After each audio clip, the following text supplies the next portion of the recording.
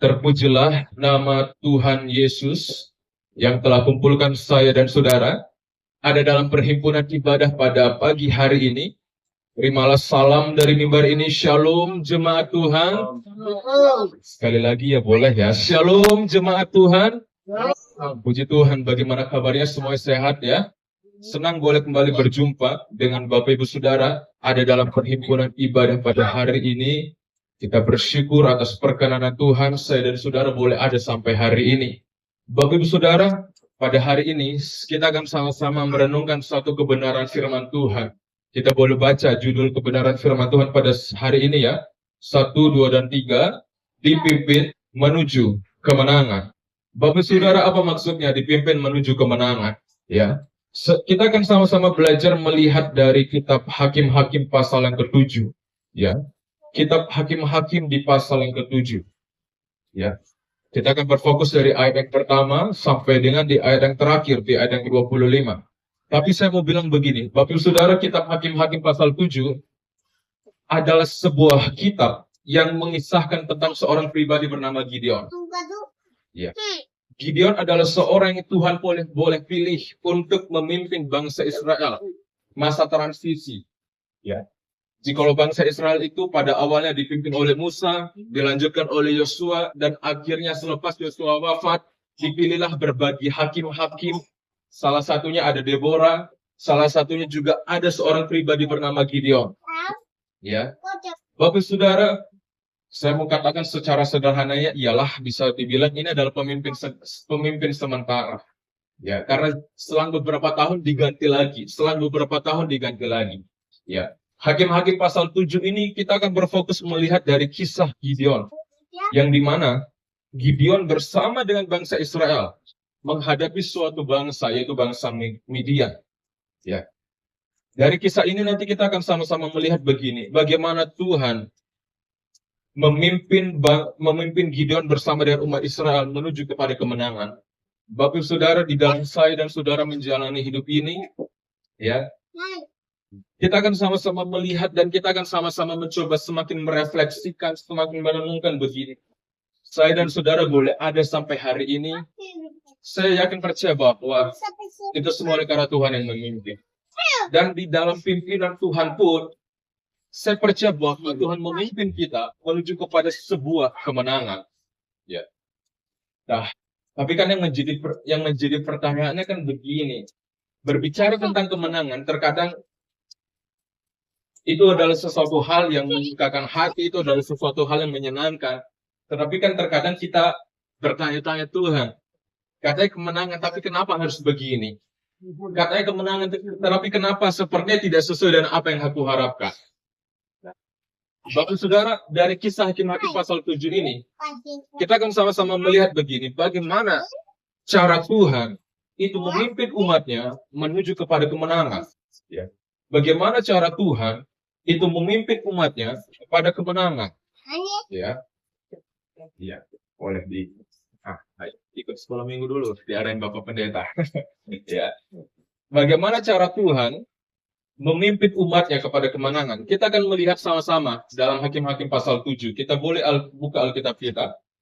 Ya, Hakim-Hakim pasal yang ke-7. Iya. Saya mengajak kita melihat dari ayat yang kedua terlebih dahulu. Bapak Saudara, Hakim-Hakim pasal 7 di ayat yang kedua. Ya, dikatakan begini. Berfirmanlah Tuhan kepada Gideon, terlalu banyak rakyat yang bersama-sama dengan engkau itu. Daripadanya yang kukehendaki untuk menyerahkan orang Midian ke dalam tangan mereka. Jangan-jangan orang Israel memegah-megahkan diri terhadap aku sambil berkata, tanganku sendirilah yang menyelamatkan aku. Bapak Saudara, bertolak dari ayat yang kedua dalam Hakim-Hakim pasal 7 ini, kita mendapati bagaimana cara Tuhan memimpin umatnya menuju kepada kemenangan. Yang pertama ialah, kita boleh baca bersama 1, 2, dan 3, Tuhan menata ulang dasar kepercayaan umatnya. Bapak Saudara, setiap diri kita yang hadir hari ini adalah orang-orang yang percaya kepada Tuhan. Amin. Kita adalah orang-orang yang percaya bahwa yes, benar, Yesus adalah pribadi yang menyelamatkan, Yesus adalah pribadi yang ada damai dan sebagainya. Kita betul-betul percaya Tetapi pada hari ini kita diingatkan kembali, ada hal yang pertama, dalam cara Tuhan memimpin umatnya kepada kemenangan, Tuhan mau menata ulang dasar kepercayaan umatnya. Ya. Di ayat yang kedua tadi yang sudah kita baca, ada satu hal yang menarik Tuhan katakan begini. Ya. Berkatalah, berfirmanlah Tuhan kepada Gideon, terlalu banyak rakyat yang bersama-sama dengan engkau itu. Ya. Terlalu banyak rakyat yang bersama-sama dengan engkau itu. Selanjutnya dalam ayat yang ketiga, ada satu hal yang menarik juga dikatakan begini. Ya. Lalu sekarang, serukanlah kepada rakyat itu demikian. Siapa yang takut dan gentar, biarlah ia pulang. Enyah dari pegunungan Gilead. Lalu pulanglah 22.000 orang dari rakyat itu dan tinggallah 10.000 orang. Ya.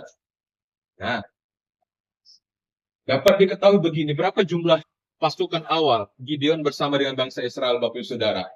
Ya. Pulangnya 22.000 orang. Lalu sisa 10.000 orang. Berarti jumlahnya ada berapa? Jumlahnya ada 32.000 ya. Ya, dari 32.000 berkurang 22 orang, 22.000 sisa 10.000 orang.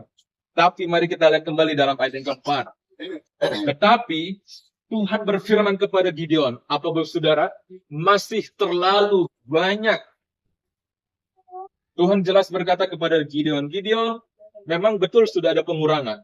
Tapi Tuhan masih berkata kepada Gideon, masih terlalu banyak. Ya. Sehingga apa? Dalam ayat yang ketujuh. Ayatnya agak loncat-loncat karena agak terlalu panjang. Ayat yang ketujuh berkata begini. Lalu berfirmanlah Tuhan kepada Gideon. Dengan ke-300 orang. Bapak Saudara, dari 32.000 turun menjadi 10.000 hingga pada akhirnya tersisa berapa Bapak Saudara? 300 orang. Sehingga akhirnya tersisa 300 orang. Dari sekian puluhan ribu orang yang bersama dengan Gideon, ya, yang dimana mereka siap sedia mengambil sebuah kemenangan. Tetapi Tuhan jelas berfirman kepada Gideon, Gideon terlalu banyak. Akhirnya turun menjadi 10.000. Tuhan juga berkata, Gideon masih terlalu banyak. Hingga akhirnya sisa 300 orang. Kalau itu mau dihitung dalam kalkulator, maka dapat dipastikan, maka dapat diperkirakan itu sisanya hanya 1%. Dari 32.000 menjadi 300 orang. Ya. Bapak Saudara, kenapa? Kenapa hal ini boleh terjadi?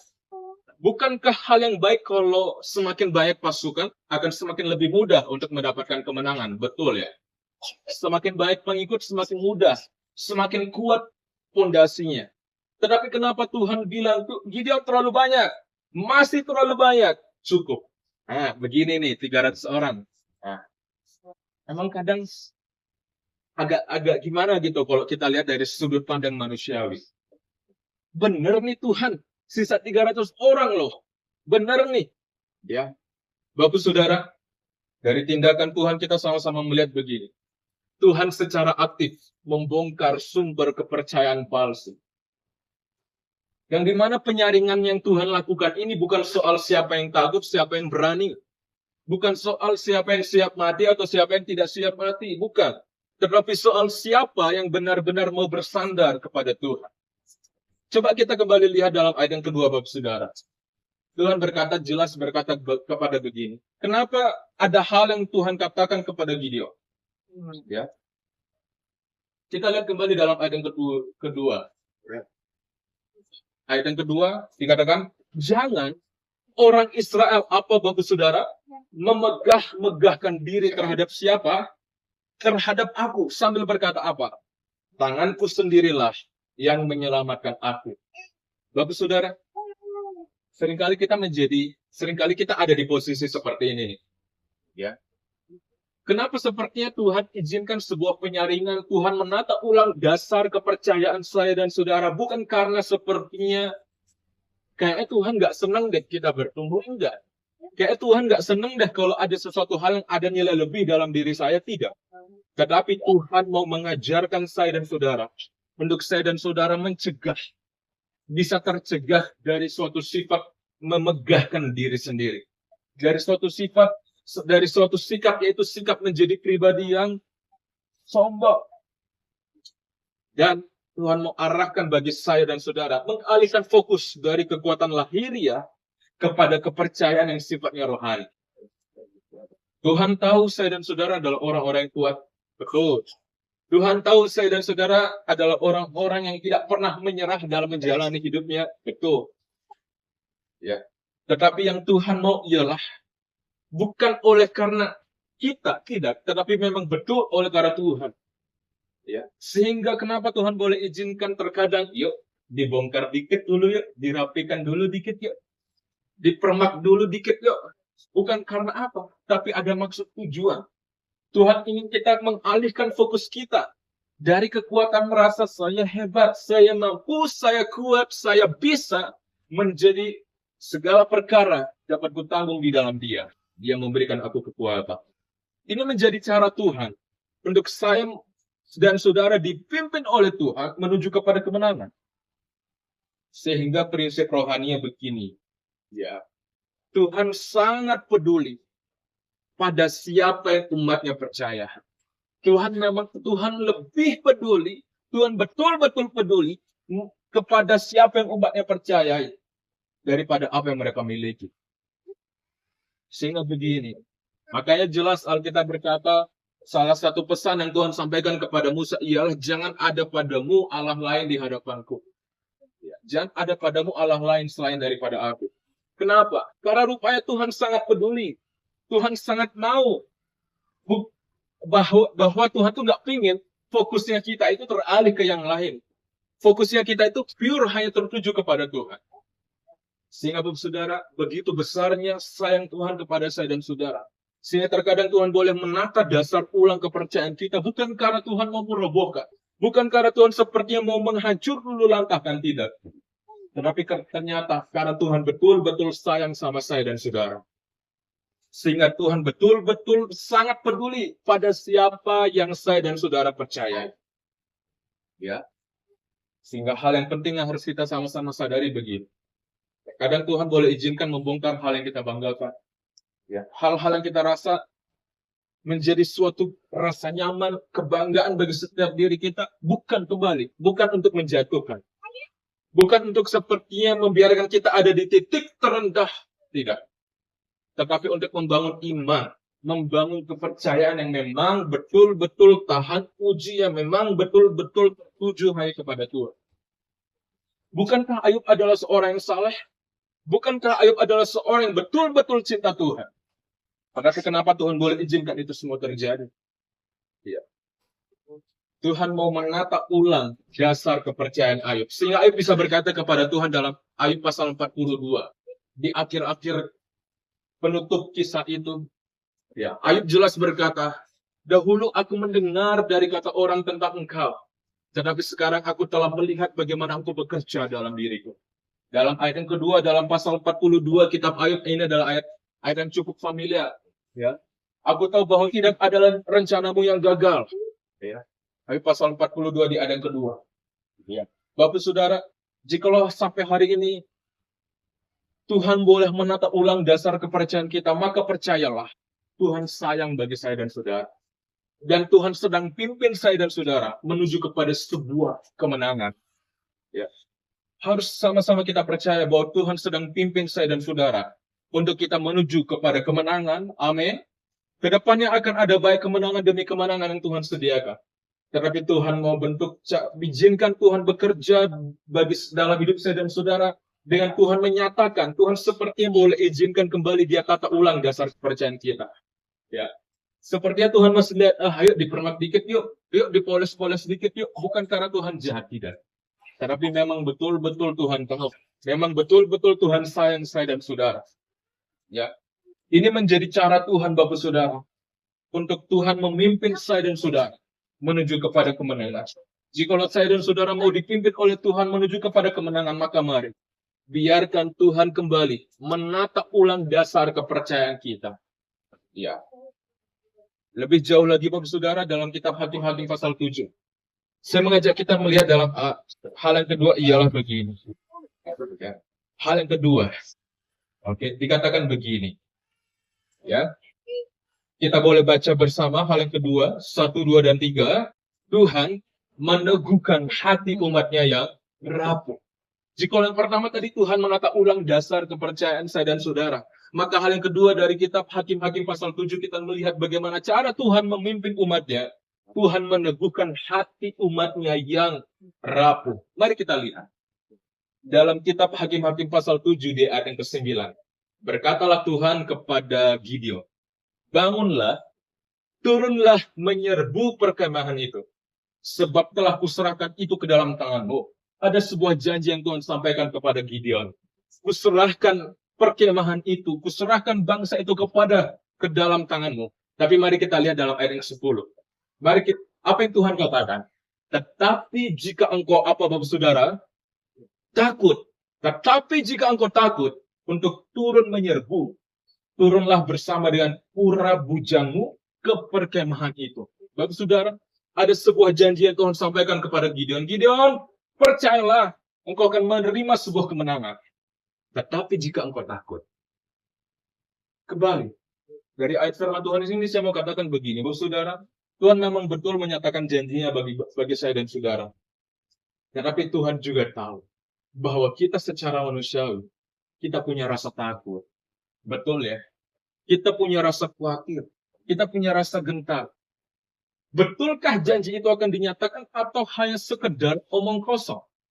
Betulkah memang Tuhan aku percaya, tapi masih ada rasa takut nih? Ya, walaupun mungkin secara langsung tidak terlihat rasa ketakutan itu. Tetapi kembali, Tuhan mampu menyelidiki hati kita. Tuhan mampu menyelidiki. Bahkan disampai ke yang terdalam sekalipun Tuhan tahu. Sehingga ketika Tuhan tahu bahwa Gideon itu takut. Apa yang Tuhan melakukan? Dalam ayat yang ke-13 berkata begini. Ketika Gideon sampai ke situ, kebetulan ada seorang menceritakan mimpinya kepada temannya, katanya, aku bermimpi, tampak sekeping roti jelai terguling masuk ke perkemahan orang Midian. Setelah sampai ke kemah ini, dilanggarnyalah kemah ini, sehingga roboh dan dibongkar bangkirkannya. Demikianlah kemah ini habis runtuh. Dalam ayat yang ke-14 berkata, lalu temannya menjawab, ini tidak lain dari pedang siapa, Bapak Saudara? Gideon bin Yoas, orang Israel itu. Apa yang dikatakan oleh temannya? Allah telah menyerahkan orang Midian dan seluruh perkemahan ini ke dalam tangannya. Bapak Saudara, secara langsung Tuhan sampaikan, Gideon, ada sebuah janji kemenangan yang aku berikan kepadamu. Tetapi aku tahu kau masih ada dalam ketakutan. Sehingga Gideon tetap melangkah mengikuti apa yang Tuhan janjikan. Dia belajar untuk mau tunduk. Tapi ada sebuah peneguhan yang Tuhan boleh nyatakan melalui pribadi yang lain. Dalam ayat 13 tadi, ada seorang pribadi bermimpi. Lalu dalam ayat 14, temannya itu bilang, tidak lain, ini pedang Gideon nih. Gideon pasti meluluh lantahkan kemah kita. Bapak Saudara, mari kita lihat apa menjadi tindakan Tuhan. Tuhan mengenali ketakutan Gideon. Tuhan tahu bahwa Gideon itu takut. Sehingga Tuhan berkata, tetapi jika engkau takut, silahkan saja pergi dengan yang lain. Gak apa-apa. Tuhan tahu Gideon takut. Di satu sisi yang lain, Tuhan juga mau menyediakan cara penguatan iman kepada Gideon. Kembali, Bapak Saudara, Tuhan tahu situasi saya dan saudara saat ini. Jikalau Tuhan mendapati saya dan saudara sedang takut, tenang saja, Tuhan tahu akan hal itu. Percayalah juga bahwa Tuhan menyediakan cara untuk menguatkan iman kita. Melalui cara Tuhan, misalnya Tuhan meneguhkan melalui kesaksian. Lewat hal-hal yang lain, atau Tuhan izinkan ada tanda-tanda yang tidak pernah kita duga. Sehingga dari tindakan Tuhan ini, mari kita lihat bagaimana sikap Tuhan. Yang pertama ialah apa, saudara? Tuhan tidak mengabaikan ketakutan. Tuhan tidak pernah bilang saya dan saudara harus berani senantiasa. Tuhan nggak bilang bahwa saya dan saudara harus kuat senantiasa, tidak. Tuhan tidak mengabaikan apa yang saat ini saya dan saudara sedang rasakan. Tuhanlah bukan sosok yang simpati saja, sabarnya tidak. Tetapi Tuhan juga penuh empati. Tuhan sangat-sangat peduli akan rasa ketakutan itu. Tuhan tidak memaksakan kesiapan instan. Sebagaimana yang Tuhan katakan kepada Gideon, kamu nggak boleh pergi dengan yang lainnya. Kamu harus pergi sendiri. Tidak, Tuhan nggak katakan seperti itu. Tetapi Tuhan punya cara untuk mempersiapkan diri Gideon. Mempersiapkan, memulihkan hatinya Gideon kembali. Dan Tuhan tidak mempermalukan sebuah kelemahan. Bapak saudara, kita belajar bahwa kepemimpinan Tuhan bukan meniadakan rasa takut. Rasa takut itu ada dalam diri kita. Dan itu wajar-wajar saja. Karena Alkitab sendiri berkata ketika benih itu jatuh di tengah semak duri, itu tumbuh bersama-sama kok. Itu tidak meniadakan rasa takut. Tetapi kepemimpinan Tuhan membantu saya dan saudara untuk mengubah respon kita terhadap rasa takut itu. Ya. Mengubah respon itu, mengubah cara pandang kita terhadap ketakutan itu. Ya. Ya. Beberapa waktu yang lalu saya pribadi, ya, saya sampaikan kepada keluarga saya bahwa saya mau mengajar di Nusa Dua. Di sekolah mana? Di sekolah yang bule-bule semua. Saya pribadi, saya sampaikan dengan sebuah rasa kebanggaan gitu ya kan. Ngajar di tengah bule-bule lagi ya kan. Tapi di dalam hati saya katakan, ngajar bule-bule berarti harus bahasa Inggris. Saya sendiri nggak bisa bahasa Inggris nih. Matilah saya. Pokoknya saya modal nekat aja waktu itu. Saya lempar CV saya, dipanggil, diterima. Ya udahlah. Kalau berbicara dari segi pendapatan lumayan juga untuk bantu. Tapi yang saya takutkan bukan hal itu. Yang saya takutkan ialah saya nggak bisa bahasa Inggris. Saya nggak bisa ngomong secara lancar. Singkat cerita akhirnya saya sampai dan saya ngajak. Pokoknya ketakutan itu masih ada. Sehingga saya katakan ke mereka, anak-anaknya, this is my first time teaching in English. Ini adalah pertama kalinya saya ngajar dalam bahasa Inggris. Jadi, mohon maaf kalau saya salah-salah ya. Bapak saudara, satu sisi saya nggak pernah sangka bahwa ketika iseng aja gitu ya kan, ngapain ya, nganggur kalau kuliah aja bosen gitu. Misi, ada nih kebetulan jadwal ngajarnya cuma pas hari Rabu sama hari Kamis. Pagi, dari jam 8 sampai jam 9, selepas itu pulang. Pendapatannya lumayan, maulah saya. Pada awalnya nggak terpikir bahasa Inggris, ya udahlah, lempar aja deh. Terima nggak terima urusan belakang. Totalnya keterima dan ini gimana ya?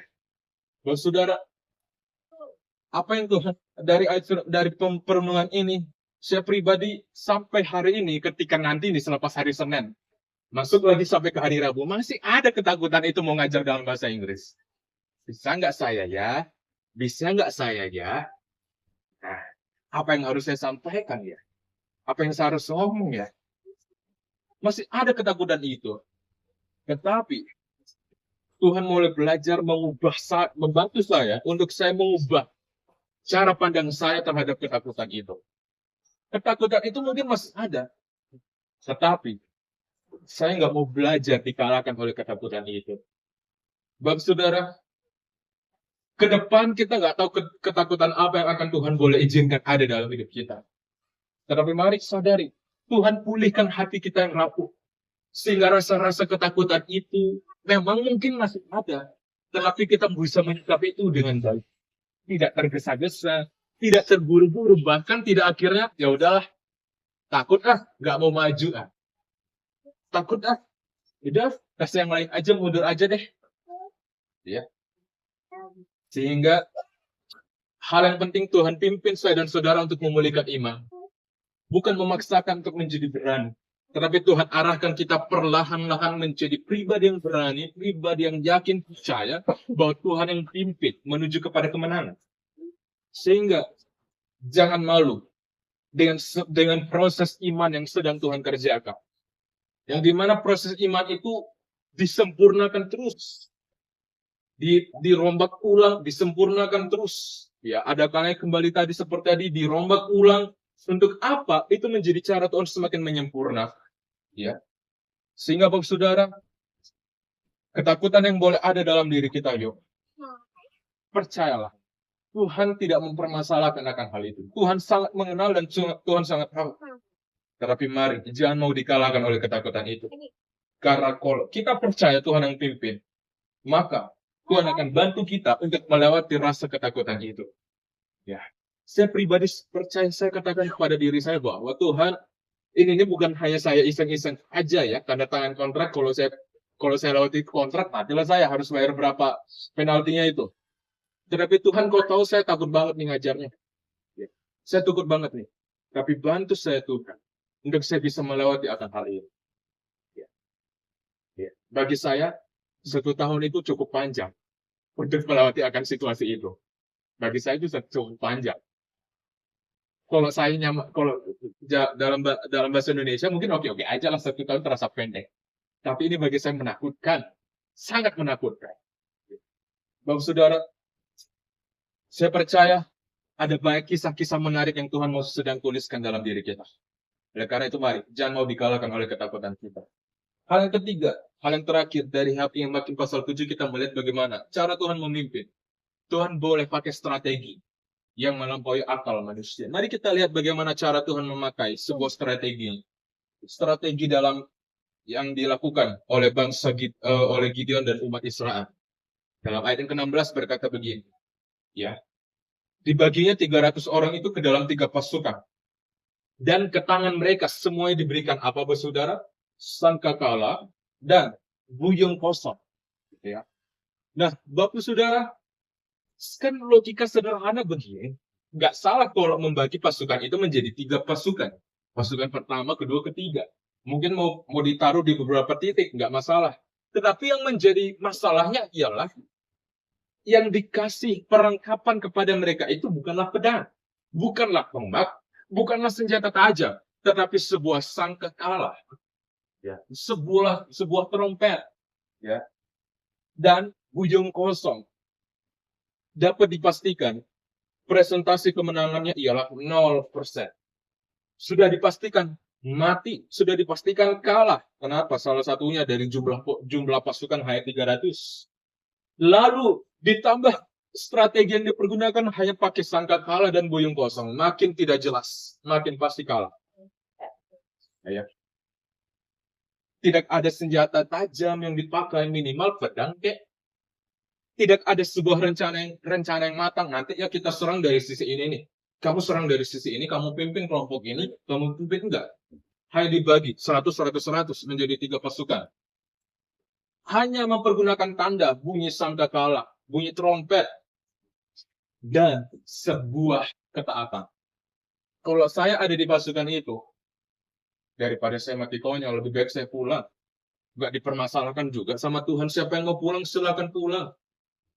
Kan Tuhan nggak marah untuk hal itu. Dalam ayat tadi Tuhan nggak ada bilang Tuhan marah, yang Tuhan bilang nggak boleh pulang, boleh. Siapa yang mau pulang, pulang saja, nggak apa-apa. Ya, nggak masuk akal cara Tuhan. Nggak masuk akal strategi yang Tuhan boleh kerjakan. Hal yang sama seringkali terjadi dalam hidup saya dan saudara. Bukankah banyak cara-cara di mana sepertinya Tuhan ini tuh nggak masuk akal. Tuhan ini tuh nggak logis. Ini tuh nggak make sense dalam hidup saya. Kok begini sih? Tapi ternyata menang juga rupanya. Ya. Sehingga apa yang Alkitab katakan dalam 1 Korintus pasal 2 di ayat 9 berkata begini. Apa yang tidak pernah dilihat oleh apa, saudara? Mata. Dan tidak pernah didengar oleh apa?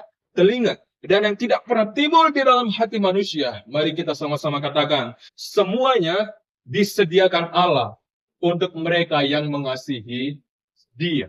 Alkitab jelas berkata. Apa yang tidak pernah dilihat oleh mata. Apa yang tidak pernah kita dengar sedikit pun. Bahkan yang tidak pernah timbul di dalam hati dan pemikiran saya. Ternyata Tuhan boleh pakai cara seperti ini ya. Tindakan Tuhan. Ya. Kelewat ayatnya tadi. Ya. Bapak saudara. Banyak cara Tuhan boleh pakai yang dimana terkadang itu di luar dari pemikiran kita. Tetapi oleh karena itu mari kita sama-sama sadari.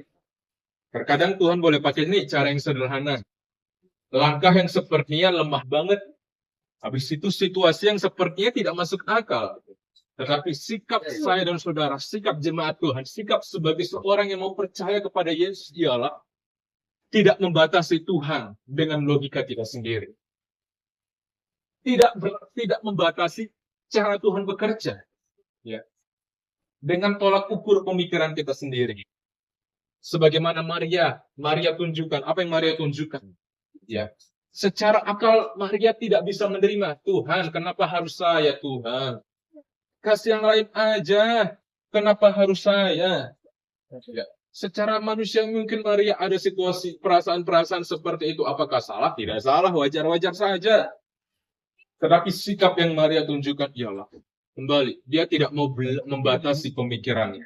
Dia tidak membatasi cara Tuhan itu dengan logikanya sendiri sehingga dia bisa berkata kepada Tuhan, jadilah padaku sebagaimana yang engkau mau. Dan Maria pun juga bisa berkata bahwa sebab bagi Allah tidak ada yang mustahil. Saudara, kalau kita betul-betul percaya bahwa sebab bagi Allah tidak ada yang mustahil, maka mari, jangan batasi cara Tuhan itu dengan logika kita sendiri. Mari jangan batasi cara Tuhan dengan cara yang sepertinya Tuhan ini tuh lain dari hari-hari biasanya ya. Kok kayaknya berbeda ya Tuhan? Terkadang Tuhan boleh izinkan sesuatu hal yang berbeda. Karena apa? Karena Tuhan kreatif. Tuhan punya banyak cara. Ya, sehingga mari tetaplah berani untuk kita percaya. Walaupun terkadang jalan Tuhan tidak sesuai dengan apa yang kita pikirkan. Sehingga betul apa lagu berkata bahwa God will make a way where there seems to be no way. Tuhan buka jalan sepertinya saat tiada jalan. Dia buka jalan saat tiada jalan. Dengan cara yang ajaib dibukanya jalanku. Bapak saudara tahu lagu ini ya? Dia menuntunku dan memeluk diriku. Dengan kasih dan kuasanya, dia buka jalan, atau God will make a way. Tuhan akan buka jalan bagi saya dan saudara. Ya. Oleh karena itu mari, Tuhan pimpin saya dan saudara menuju kepada sebuah kemenangan. Kalau dalam pujian tadi berkata, Tuhan buka jalan. Sehingga mari, sama-sama kita yakini bahwa ke depan, langkah hidup yang kita jalani, Tuhan pasti buka jalan. Kesimpulan kebenaran firman Tuhan pada pagi hari ini, Bapak Ibu Saudara, kita melihat tentang bagaimana dalam Hakim-Hakim pasal 7, melihat dari kisah Gideon bersama dengan bangsa Israel, ada sebuah kisah indah, ya, kisah indah yang akhirnya mereka nanti selama bertahun-tahun, yes, kami menang juga, yes, akhirnya kami bisa menang. Setelah sekian tahun, akhirnya dapat menang. Setelah sekian lama menanti sebuah kemenangan, akhirnya betul-betul menang. Kembali, bukan karena mereka hebat, bukan karena mereka mampu, bukan karena mereka kuat, bukan karena mereka bisa. Tetapi oleh karena Tuhan yang pimpin mereka menuju kepada sebuah kemenangan. Dari Hakim-Hakim pasal 7 ini kita melihat bagaimana cara Tuhan memimpin umatnya menuju kepada kemenangan. Yang pertama kita sama-sama tadi pelajari tentang bagaimana Tuhan boleh menata ulang dasar kepercayaan umatnya. Tuhan meneguhkan hati umatnya yang rapuh. Dan Tuhan memakai strategi yang melampaui akal manusia. Bapak saudara, ke depan ketiga hal ini saya percaya Tuhan akan semakin menyatakan dalam hidup saya dan saudara. Saya percaya pasti ada sebuah kemenangan Tuhan nyatakan bagi saya dan saudara. Bagi kehidupan pribadi lepas pribadi yang hadir tanpa terkecuali. Setiap diri saya dan saudara adalah umat yang Tuhan sangat-sangat sayang. Sebagaimana yang tadi Tuhan katakan kepada Gideon, ada sebuah janji kemenangan yang aku nyatakan bagi dirimu. Janji yang sama Tuhan juga nyatakan bagi saya dan saudara. Tetapi mari, biarkan Tuhan pimpin langkah kita menuju kepada kemenangan yang sudah dijanjikan itu.